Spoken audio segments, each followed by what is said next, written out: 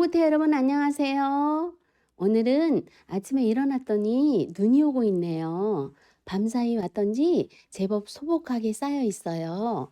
저희 집은 산밑이라 이렇게 눈 오는 날은 풍광이 꽤 볼만해요.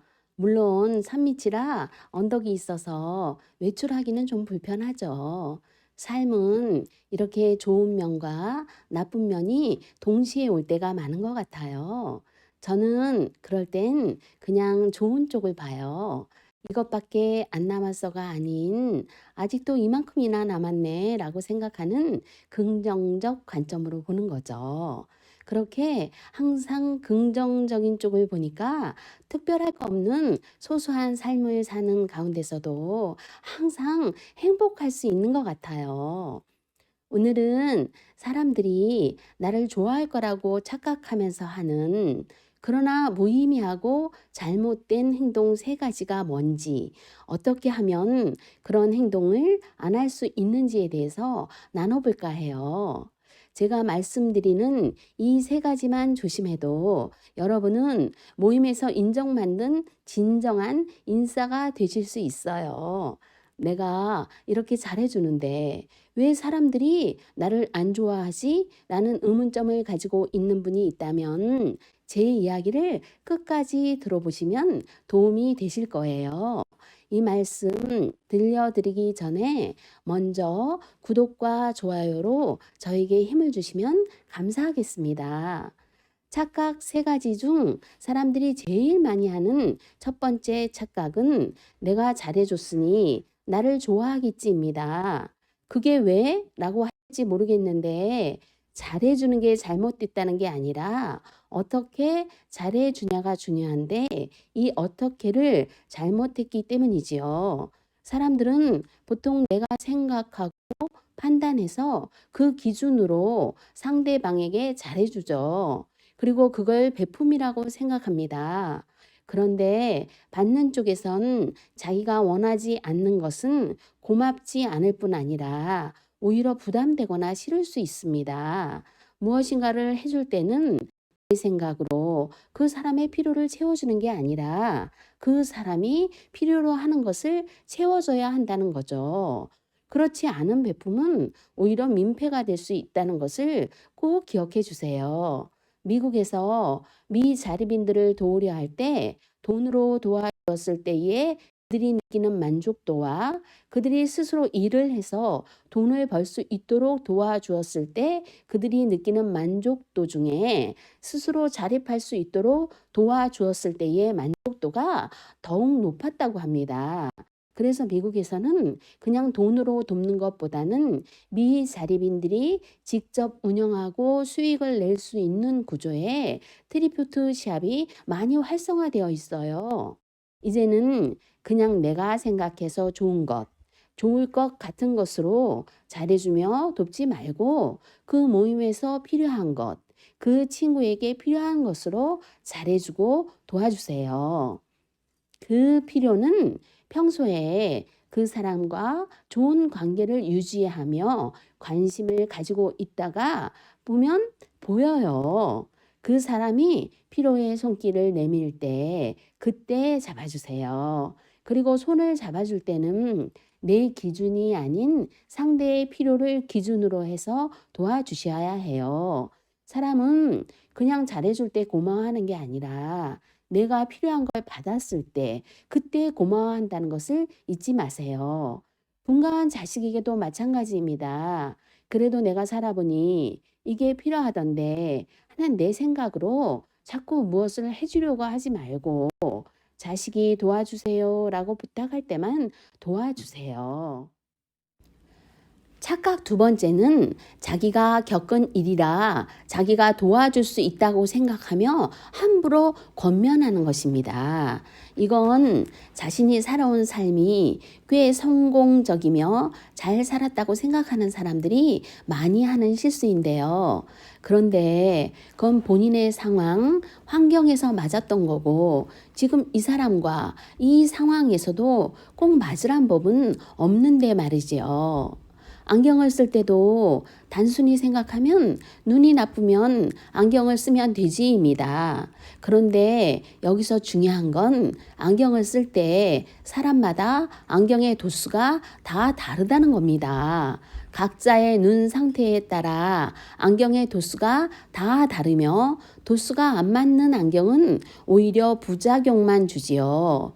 비슷한 경험을 했더라도 그야말로 비슷한 거지 똑같지는 않습니다. 받아들이는 체질, 정신 상태, 상황에 따라 다 다르지요. 그런데 자기 눈에 맞았던 안경을 씌워주면서 잘 보이지라고 합니다. 만약 안 보인다고 하면 왜 안 보여? 나는 잘 보이는데 이상하다 하면서 내가 맞으니 너도 맞는 게 당연하다면서 우깁니다. 정말 곤란한 상황이지요. 그리고 이런 분은 자기 겉면에 너무 확신이 차 있어서 우리 이야기는 듣지도 않아요.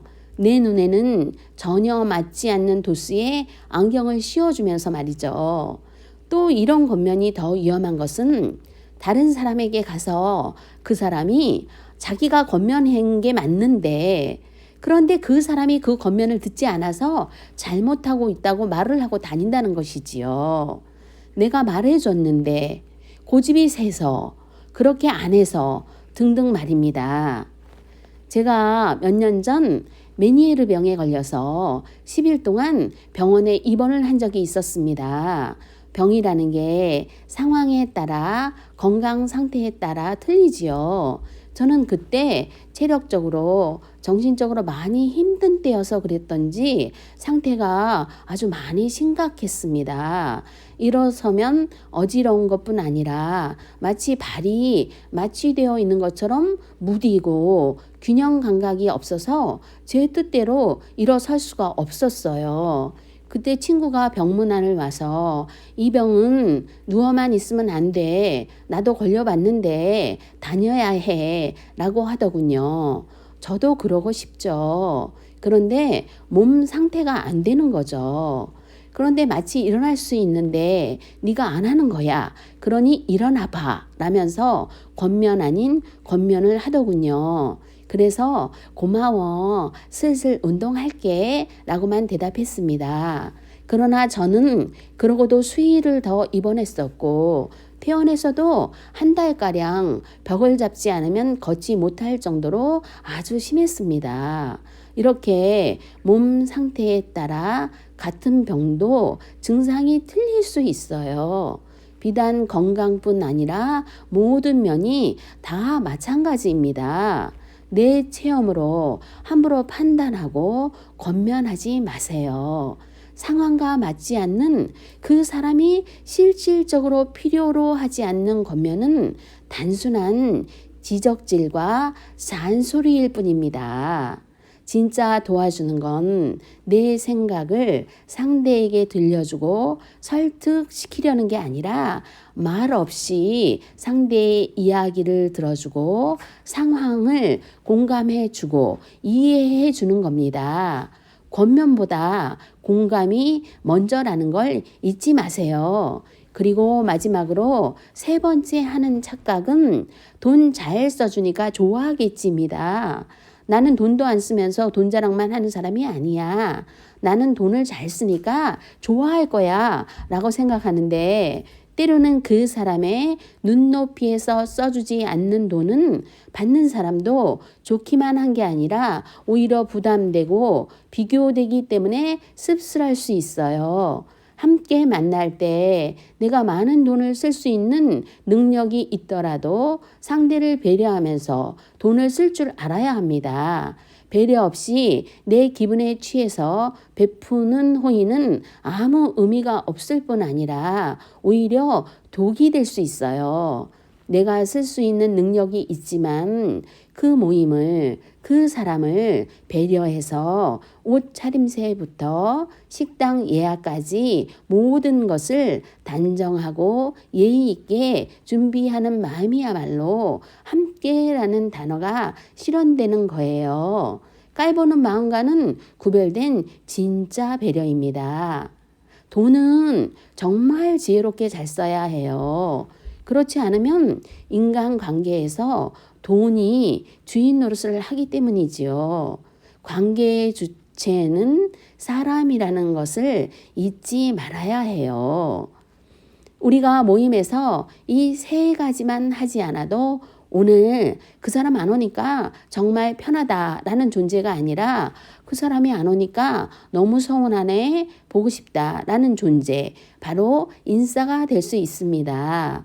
오늘은 착각 속에서 내가 생각하는 근사한 내가 아니라 상대편이 인정하는 진짜 근사한 나로 살 수 있는 방법 세 가지를 여러분과 함께 나눠보았습니다. 제 이야기 끝까지 들어주셔서 너무 감사드리고 행복대 여러분, 각자의 자리에서 오늘도 각자의 행복 조각을 쌓으시기 바라며 저는 다음 주 금요일 오후 7시에 다시 찾아뵙겠습니다. 안녕히 계세요.